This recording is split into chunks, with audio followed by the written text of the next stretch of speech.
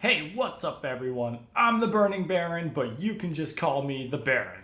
And we just got hit by one heck of a Nintendo Direct. I am so excited for a lot of what was shown there. So I'm here, fashionably late. Well, I wouldn't say late because this is going up on the day I'm recording this, but I would have liked to be. I would have liked to have done this a lot earlier, but I had work, and I actually ended up watching the direct during my 40-minute break, which was all coincidentally placed right when the direct was airing. So I got to watch it all in full, and it was amazing. So I'm here to cover a lot of my thoughts on the things that really caught my fancy. Emphasis on the things that caught my fancy because there was a lot in that direct, and well, I'm not really into all of it. And I will admit there will probably be a lot of big things I will not end up talking about, such as Pikmin, unfortunately. I know there are Pikmin fans out there, but I've never played Pikmin. A lot of the smaller titles that were just kind of thrown out there, definitely not really interested in. But I'm going to talk about all the things that I really, I just personally am overexcited for. So I think I will start at the very beginning and give a quick talk about the Pokemon DLC that was once was mentioned again. Like we know that Pokemon Scarlet and Violet are getting DLC down the line, and it's not until near fall / the end of the year, so we still got a bit of a ways to go on that. So it's not really anything new per se, like kind of just a bigger look at what's going on. I didn't really look into all of it afterward, but my brother did mention something about, I think, the trio of new Pokemon being poison themed, which I think would be really cool. We don't have very many legendary poison type legendary trios, let alone poison type legendaries, so that'll be interesting. We gotta look at some of the some returning Pokemon. They highlighted Gligar and Apom as returning version exclusives, which I'm okay with. Like both, like I know Gliscor is a pretty big. Like I know my brother loves Gliscor, and I personally do really like Apom. So that line will be fun. We'll see how. Well, there's not really much to it, honestly. They announced some events going on afterward, one of which is Gimme Ghoul raids with a chance of them being shiny, but as I heard, they're base odds, so it's kind of like, is it really worth it? Is it really special? Kind of not, because like this is just a Pokemon they decided we're not going to make shiny normally, we're just going to save it for some kind of event, and even then it's not even going to be guaranteed, so... But I guess really that's the whole point of a shiny Pokemon, so they just basically made shiny Gimme Ghoul special, and by extension Goldengo. But yeah, honestly, beyond that, I don't really think there's too much for me to say about the DLC. What I guess one other thing I could say is whether or not I play it for my channel is still up in the air. I don't know yet. I know I did the DLC for Sword when I did my Sword playthrough, but if people are interested and want to see me do the DLC for the channel, then by all means, let me know. Beyond that, there was also the reveal of Detective Pikachu Returns, which is a game that has basically been said to have been in development for probably 6 years now. I don't know how long it's been since they first talked about that game, but I can tell you right now, I guess it's in around the time of Gen 8, because the Pokemon we saw all geared around stopping at Gen 8, like we saw Inteleon, there was Galarian Darmanitan, among others. So I have a feeling, I think we knew about this game's existence for a long time, but this is the first time we've finally actually seen it.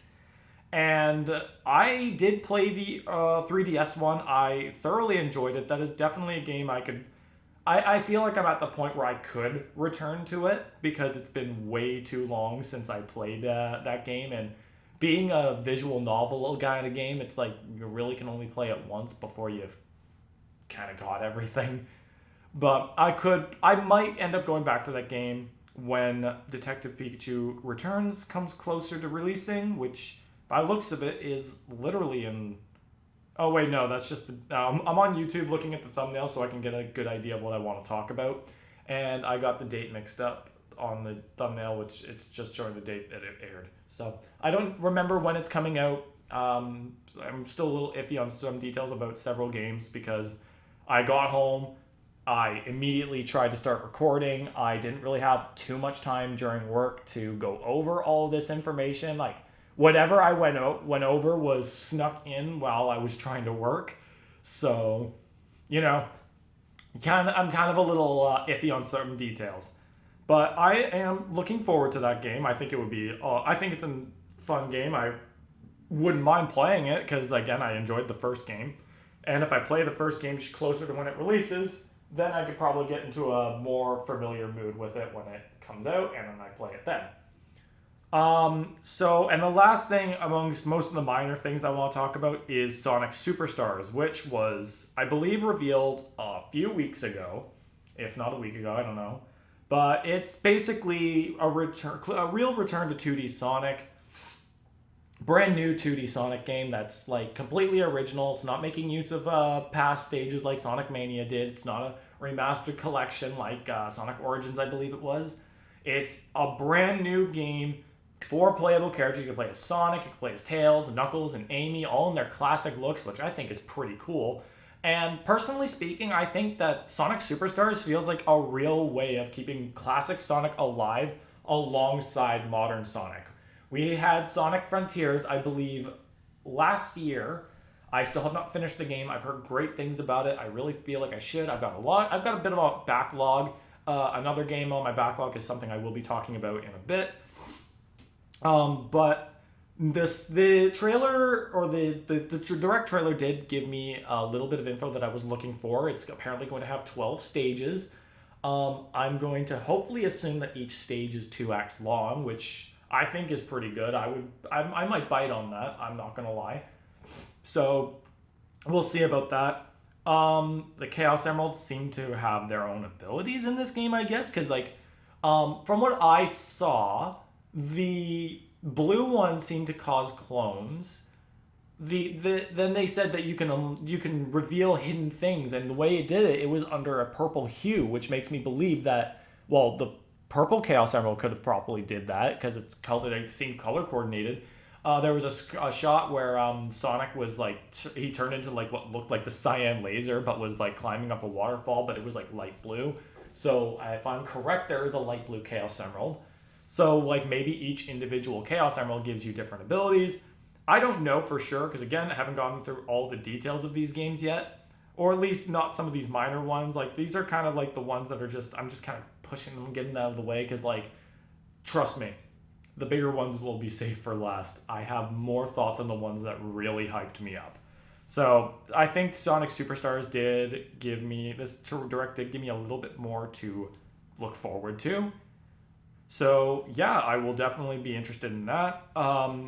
Another one I want to talk about, this is the other game on my backlog that I've currently been working on, Mario and Rabbids Sparks of Hope. I haven't finished the game. I kind of been pushing it off because like I have my opinions on it. I think it's a great game, but I don't think it's nearly as strong as the first game in personal opinion. But I'm playing through it. I'm kind of getting myself hooked on it, so my opinion could change. And the the direct showed off the second wave of DLC. I personally do not have the DLC yet, but if I finish the game and I really like it, I might consider getting the DLC because this last Spark Hunter DLC looks pretty interesting, especially with the reveal of a robotic, rabid-looking King Babam, which is really funny looking and kind of cool. So that's kind of tempting, not gonna lie. And the last Spark Hunter looks deranged, really. Like, geez, the look on their face, I think it's a female. I can't be 100% sure, and I'm not going to take the chance, so I'm just going to say they for the time being. But yeah, beyond that, we're still looking forward to the Rayman DLC, which I think that's another thing to bite on, but that's going to be in a similar vein to the Donkey Kong DLC, where it's its own story, and like the characters are kind of separate from the main story, and like that's okay and all, but I kind of wish that the DLC would benefit the main game as well, so we'll see on that. But I have to finish Sparks of Hope first before I make any decisive conclusions on whether or not I will get the DLC. Next up on the list of things to talk about, I think I'll just tackle the things that we did not get too much information about. And those would be the upcoming Princess Peach game and Luigi's Mansion Dark Moon port for the Switch. So I think I'll just start with the lighter one. Peach hasn't really had her own starring role in a game since Super Princess Peach on the DS. I could be wrong. I don't think I am. But I personally thought Super Princess Peach was okay.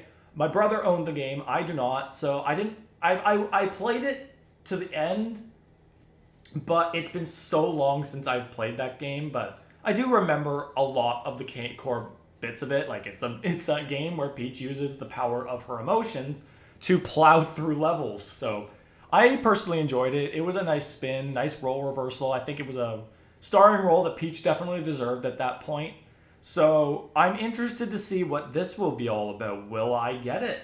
Good question. I have to see what this game is all about first. What we got really wasn't enough. I don't even think we got any gameplay on it. We just got what looked to be cinematic cutscenes. So yeah, it's really hard to tell what kind of game it is. So we'll see. Who knows? But on to the one we do know a little bit more about, at least in terms of what it is Luigi's Mansion Dark Moon for the Switch. I loved Dark Moon on the 3DS. I think it's easily one of my favorite 3DS games.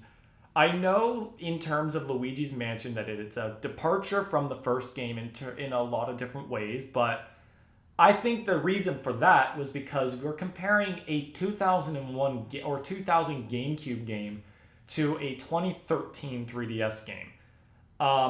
Luigi's Mansion was a launch title for the GameCube, so I don't, and being a brand new concept in of itself, it's a very simple game. There's not really much to it, but it's just, it is still amazing.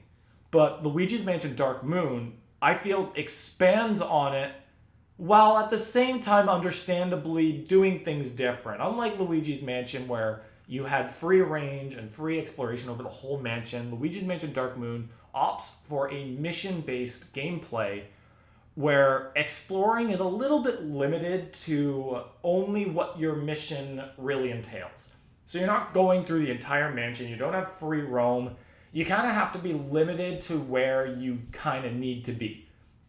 And that's okay, I had no problem with that, because there was still a lot of exploration involved with the many different rooms of the, reminder, multiple mansions that you would end up visiting. I think that was Dark Moon's biggest strength, was that it was more than just one mansion. It was 5 different mansions, and none of them were small. Like, they were all worthy mansions to be called Luigi's Mansion. Like, I would compare, like, each individual one might not be nearly as big as the base of Luigi's Mansion itself. And obviously we can compare Dark Moon to Luigi's Mansion 3, but Luigi's Mansion 3, reminder, was a hotel, and each floor was its own individual thing, and they did not, obviously the floors did not match the size of Luigi's Mansion, but if we take the entire 15-floor mansion into account, yeah, that kind of clearly rivals Luigi's Mansion. But more onto the topic of Dark Moon, each individual mansion was filled with things to explore and secrets to discover and treasure to find. Like, I loved every moment of Dark Moon, and to get a Switch port it's mind-boggling, because, like, I know the one thing I thought of the most, it's another YouTuber, his name, Fawful's Minion. If you know him, you know him. If you don't, well, check him out. He's amazing. I am not affiliated with him, but I am subscribed to him. I'm a fan of his work. And he did a kind of a pros and cons of Luigi's Mansion Dark Moon. And my first thought was, how the hell was he going to react to all this? Because, like, it's just, he did summarize it as, like, the black sheep of the trilogy, sorry, that's the word I'm looking for.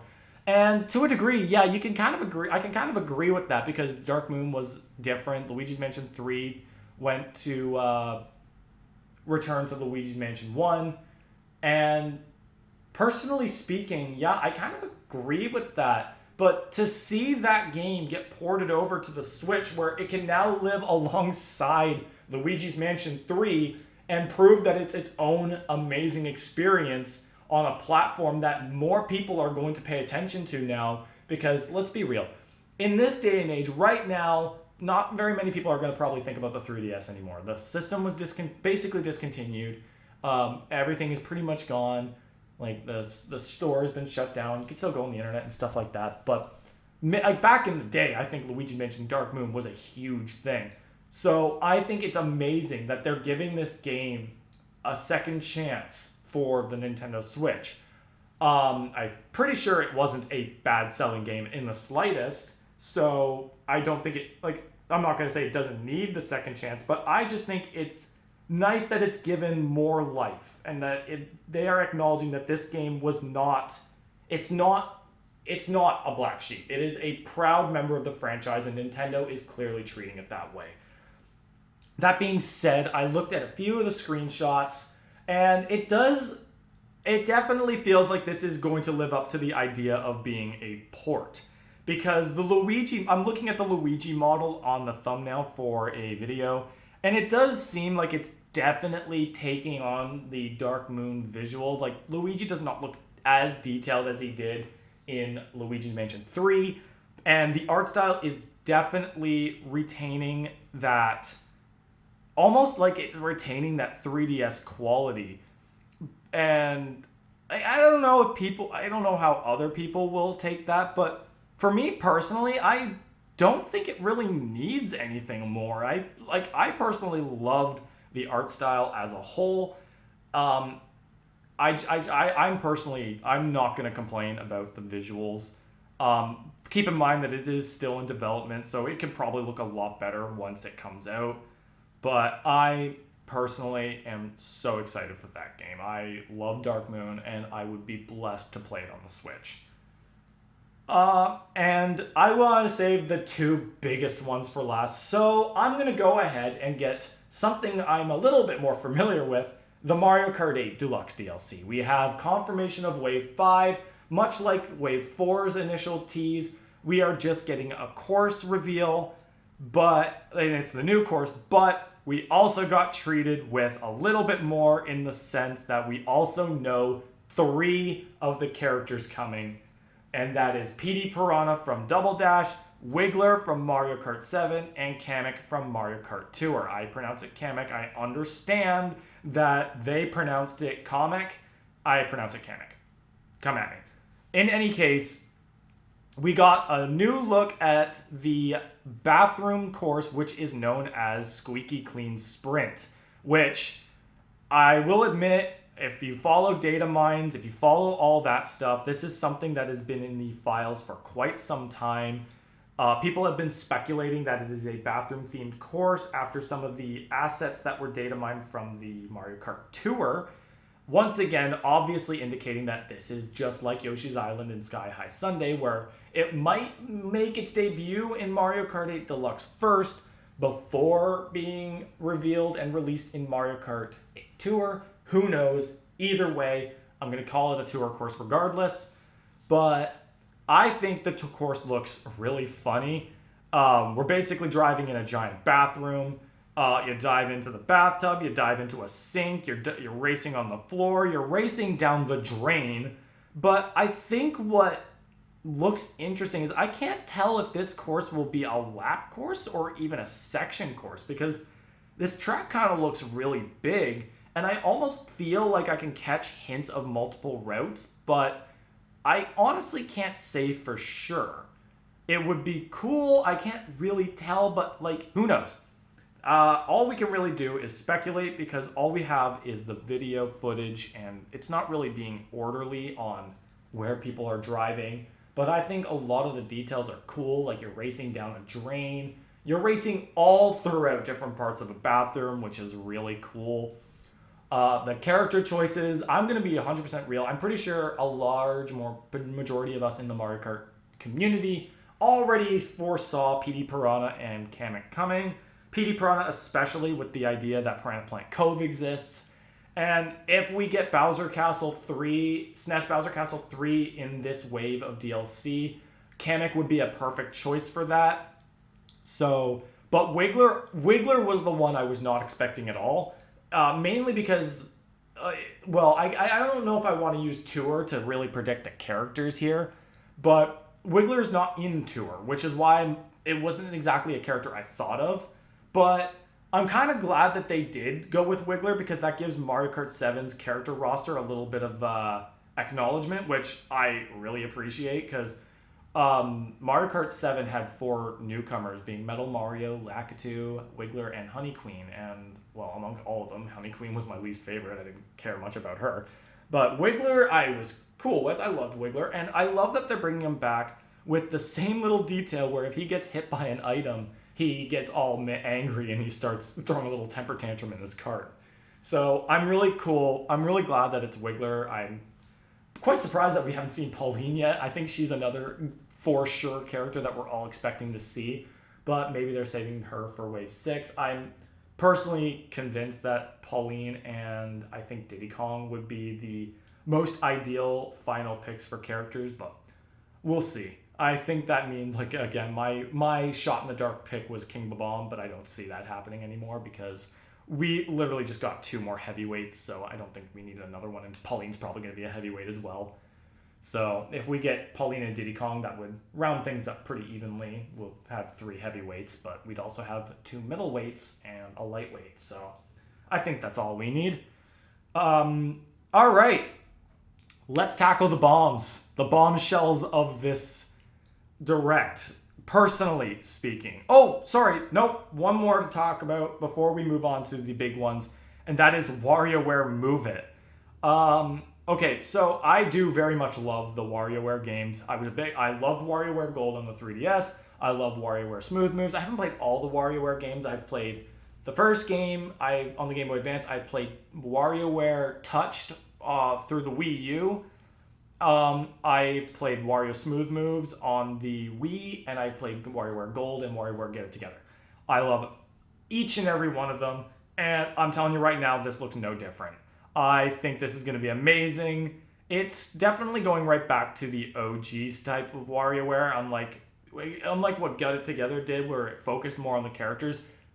I actually did mention this in my lasting impressions for the game, that WarioWare Get It Together seemed to focus more on the characters as opposed to what the Switch is capable of.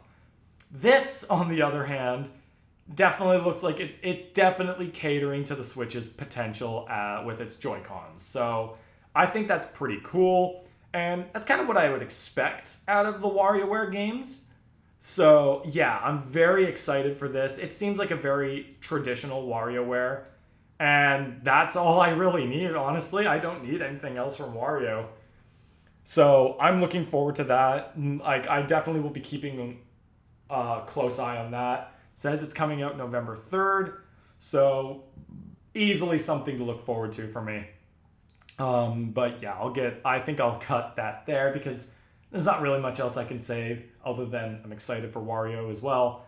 So let's tackle the big ones, because I know these two are probably the biggest things about this Direct, starting with Super Mario RPG for the Switch. I can't believe of all games is going to get a Switch remaster. As far as I remember, it was co-developed or co-owned or something. Square Enix had a huge hand in Mario RPG. So the fact that Nintendo was able to remake this is kind of amazing. Like, I felt like, I guess when you really think about it, with the fact that Smash has Cloud and Sephiroth, I guess maybe Nintendo and Square Enix are on pretty good terms with each other, so I guess maybe there wasn't any problem with that, or maybe even there's some other kind of thing that happened that made this a lot easier, but I'm not entirely sure what the whole ownership and copyright and legality behind the ownership of this game is, but my whole point is that this game is coming back, and it's bringing all the original looking characters with it. like, I'm just floored. Like, I was actually, this game was kind of like, people were leaking the direct the other day, and people were saying that a SNES game would be remastered. And my personal thought process was, imagine if it was Super Mario RPG. I think people were already mentioning that it is, but I got to myself thinking about the idea of, if they were to bring back Super Mario RPG, would they keep all the original characters intact? And it's clear that, because my initial thought was, what if they didn't? What if they just made everyone look so generic, like they've been kind of doing? Like, again, hate to go down that road again, but Paper Mario is kind of that massive example of this, where almost everything that looked unique across the first 3 games was modernized, and all sorts of original, unique kind of characters were kind of shelved entirely, which brings me constant worry for the history or the future of Mario RPGs. And with Alpha Dream bankrupt and Paper Mario just doing its own thing, we're kind of left with a lacking sense of real Mario RPGs. So seeing Mario RPG recreated so faithfully brings me no end of joy. I did not actually play Super Mario RPG until I was in high school, where I got it on my Wii's Virtual Console. And I loved it. It was hard, and it took me a while. I still haven't even beaten the original game. I'm at the final boss. The final boss is just really hard. But I loved the experience. I thought that the whole game was amazing. So I'm very, very excited for this, and I'm floored at how original and faithful it is to the OG game. The enemy designs are there. I guess I recall some of them were a little bit more stylized to resemble their modern appearances, like the Cheep Cheeps. I believe they were gobies. They were called gobies in Mario RPG. But like, seeing Mallow, seeing Croco, seeing the bosses. I can't even pronounce that spear character's name. I'm not even going to try. But I think the one thing I have to highlight, they knew what they were doing when they showed off Geno like that. I am 100% convinced they knew what they were doing when they revealed Geno, because Geno is probably the flagship character for all of Super Mario RPG. The most notable original character in that entire game. All obviously alongside Mallow, but I'm pretty sure when people talk about Mario RPG, Geno is the first one they're going to talk about, without a doubt. And seeing him and Mallow come back, it's amazing. And it's beautiful. I absolutely love that they're remastering this game.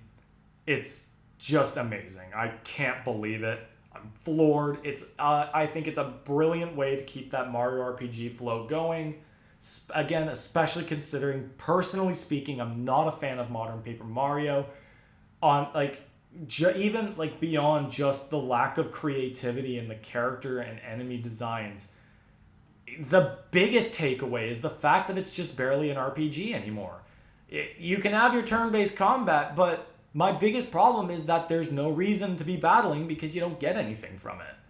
Again, Paper Mario could be fixed if they just quit this unfulfilling battle system and bring back experience. Let us get stronger for our battles. Do not make an RPG game with combat that does not require you to even engage in the combat. I don't think I can stress enough how obvious that is for an RPG title. I may not be a true JRPG fan. My RPG experience comes from mostly just Nintendo games, be it through the Mario RPGs, through Pokemon, through Fire Emblem, through Earthbound. It doesn't matter. All of those games had an EXP system where your characters got stronger by engaging in the combat that you were meant to play. Paper Mario Sticker Star through Origami King completely shelves that idea in favor of predetermined attack-based moves that, at the end of the day, just feel a lot more confusing and complex than they need to be. I know this is supposed to be talking about the direct, but you know what? Nah. We'll save that for another day. The case in point is I'm so glad that Super Mario RPG is coming and really satisfying that desire for a real Mario RPG that I personally haven't seen since, I guess, Paper Jam. Mario & Luigi Paper Jam was probably the last real unique solo Mario RPG, because obviously we've gotten Mario and Rabbids, which I very much enjoyed, and we've gotten some remakes in the form of Superstar Saga and Bowser's Inside Story. Those remakes were pretty damn good. So honestly, like, I think this will be the first true Mario RPG that I will enjoy. Oh, it's a remake. We're still personally, I'm still stuck at Dream Team. That's where I am. That was probably the last unique Mario RPG that I really, really, really loved. All right, enough about me ranting on about Mario RPGs. Let's finish this off with the last game that I am majorly excited for, and I think what boggles me even more is the fact that I am majorly excited for a 2D Mario game. Let me recap 2D Mario games in approximately 4 or 5 words. New Super Mario Bros. 4 words can basically recap the last, 15 years of 2D Mario. Barring Mario Maker, which I'm thinking at this point is its own little thing. We got the confirmation of Super Mario Bros. Wonder. I've already made so many jokes about this game in the 5 hours I was working. This is a fever dream. This is a drug trip if I've ever seen one. I know Mario's going around chasing mushrooms, but I'm pretty sure that's not meant to reflect on real life. What on earth was the development team going through when they made this game? I am a man. I've never done drugs in my life. I've never smoked. I've never done any of that. Whatever the hell that development team was on, I want it. Because if it makes me create stuff like this, I'm down. I'm down. I'll join the crowd. That's a joke. Don't do drugs. Super Mario Bros. Wonder. I can say so many things about how crazy this game looks. And what's boggling me is the fact that, again, this is a 2D Mario game. Again, reminder that 2D Mario can be summarized with New Super Mario Bros. And the entirety of that franchise has basically gone untouched for 5 or 6 games straight. New Super Mario Bros. DS was really cool, really good. It was a refreshing new take on 2D Mario. Back in the DS.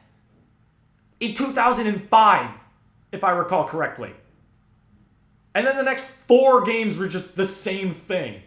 New Super Mario Bros. Wii, I'll give it credit for being a multiplayer, amazing multiplayer experience, and for bringing back the Koopalings.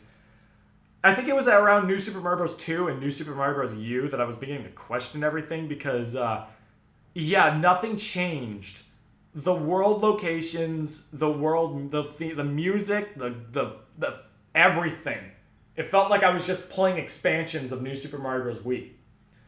And obviously we got New Super Luigi U, which was just DLC, which was literally just New Super Mario Bros. U reskinned. And then New Super Mario Bros. U got ported over to the Switch.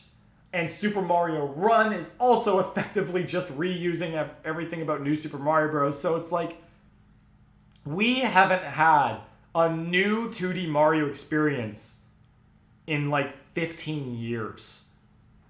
And then this game drops. And look what we're getting. We're getting some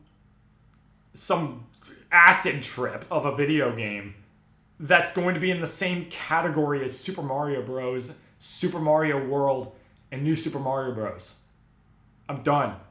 I want this game. And that's not even getting into the fact that all the little details about this game are just phenomenal. Minus one thing I'm going to mention, but let's start from the beginning, if there is a beginning. let's just talk about the characters, which is, I think, the biggest thing for me because, yeah, you got Mario, you got Luigi, you got the Toads. Like, Toads were in the new Super Mario Bros. Games. You got Peach. That's pretty cool. Peach is coming back again. I think Nintendo's kind of finally moving away from the idea of Peach always needing to be a damsel in distress, which I think in modern times is probably a good idea. And Yoshi's here. Except we're not riding him this time. Yoshi's playable. Independently. And, right out the gate, that's a selling point. You're selling me my favorite character in a 2D Mario game where you don't have to rely on him on a level-by-level basis, as far as I'm concerned. And then there's Princess Daisy. The kicker is that she somehow is escaping spin-off fodder. Bro, I'm floored. Like, I don't know how much more of an acid trip this video game can be. There are inchworm pipes. There are, Mario is growing in size. Like, he's, just elongating like a taffy. Princess Daisy is playable in a mainstream Mario game where most spin-off characters don't even get to breathe on. Like, Waluigi isn't even within breathing space of the Mario main core Mario games. Like, that poor lanky man is shoved in spin-off hell. Not even allowed in the Wario franchise, where he probably belongs. Rosalina was gifted everything in the 2003 era of 2003. Smash Bros, 3D World, bro, just have space waifu. It's about damn time that Daisy is getting the recognition that I personally think she deserves. Waluigi, next, please. Put him in WarioWare. I don't care. Put him somewhere. But, okay, if I'm done making a big deal out of something that's probably not actually a big deal, I am so hyped that Daisy is playable in this game. I get Yoshi, I get Daisy, I get Toad, I get Luigi. Screw Mario and Peach. I don't care about either of them. I'm standing on Team Luigi on this Mario vs. Luigi dense tour in Mario Kart Tour. I will stand by the man in green with pride. Screw Mario, screw Peach. I don't care about either of them. I am just floored at how amazing the little details of this game are. And that's not even talking about the one thing about this game that I can live without, and that's Elephant Mario. I'm used to Mario stripping an animal down and wearing its skin like a PETA target. But I'm not used to it being the other way around. Last time I checked, Mario wears the Tanuki suit. Not the Tanuki suit wears Mario. The man turned into an elephant at the end of the trailer. And I'm not talking about he wears an elephant suit. No, he is an elephant wearing Mario clothes. What? Why? Huh? Yeah, sure. Whatever, Nintendo. You do your thing. Not entirely sure how that's gonna go, but you know what? I'll bite. This is the most excited I've been for a 2D Mario game that's not Mario Maker in literal years. Like, I will admit, I was pretty excited for New Super Mario Bros. 2, but that's because I was a really big 3DS fan. I am more excited for this than I have been for any 2D Mario game. And that's saying something, because the only 2D Mario game I was ever really excited for was New Super Mario Bros. 2. Because I was not following games prior to their releases before the 3DS era. It was around the 3DS era that I was doing this. I was just shy of New Super Mario Bros. Wii, but I had seen stuff about it, and by the time I was excited to get it, my dad had already gotten it for me, so I didn't really need to be excited for that. But this is amazing. I've never cared so much about the classic 2D Mario template that we've been seeing for years. And this is, again, especially considering the fact that we've had just New Super Mario Bros. Force-fed through our throats for almost 2 decades. Like, it's 2023. If I'm correct, New Super Mario Bros. DS came out in 2005. That means for 18 years, the only 2D Mario experiences we've really gotten were through the New Super Mario Bros. Games. Again, barring Super Mario Maker, because that's its own thing. We're not competing with that here. We're competing with this stale bread that's been laying out in the sun for like 15 years. And I don't think it's going to be hard to beat stale bread. So I think this thing wins on its reveal. Like, this thing just wins. It's going to be better than all the new Super Mario Bros. Games. I know it's making it sound like I don't like them, but that's actually a lie. I do very much enjoy the new Super Mario Bros. Games. I just think they're a little overdone, and their oversaturated leak into other game franchises that sincerely did not need it, Sticker Star, Mario Party 9, etc. I'm just glad to see something that's actually new for a change. So I think that's absolutely amazing. Yeah, total fever dream. Again, inchworm pipe. I don't think I need to say anything else. The key art literally has a pipe in the squiggled up into an S shape with Peach sitting on it. You know what? I don't even know if I can keep going. I think I've driven the point home at this point. And I'm looking at the peaks of my audio on this recording, and yeah, all of that's just talking about this crazy drug trip of a 2D Mario game. So I think now is as good a time as ever to call it for this little discussion. I'm pretty sure I got everything out of the way. This is pretty much all I really, really am looking forward to. I know I'm not talking about Pikmin. I'm not talking about the Dragon Quest monsters. Not talking about any of those little small games in between, but no, not even for me. Like, I think that the only reason why I really pointed out the Metal Gear Solid collection to a friend of mine is because she really likes Metal Gear, but that's something that's probably not going to be for me, but I still think it's pretty cool. So, but yeah, I think that's where I'm going to leave it off. If you liked this video, leave a like. Let me know what you thought of the Direct in the comments below. What did you think of all of this clear Mario attention to all the Mario fans out there? I feel personally blessed because the last Direct we got was, for me personally, a little dry on the content I really cared about. I think in that case, the most exciting thing I got out of that Direct was literally the Mario Kart 8 Wave 4 stuff. So this made me feel like I was getting a treat from Nintendo, so I very much appreciate it. But I hope you guys all enjoyed the video. Leave a like, hit that subscribe button for more content, because I will definitely try and make it a practice to do this kind of stuff whenever we get directs. And I will see you guys in the next video. Peace out.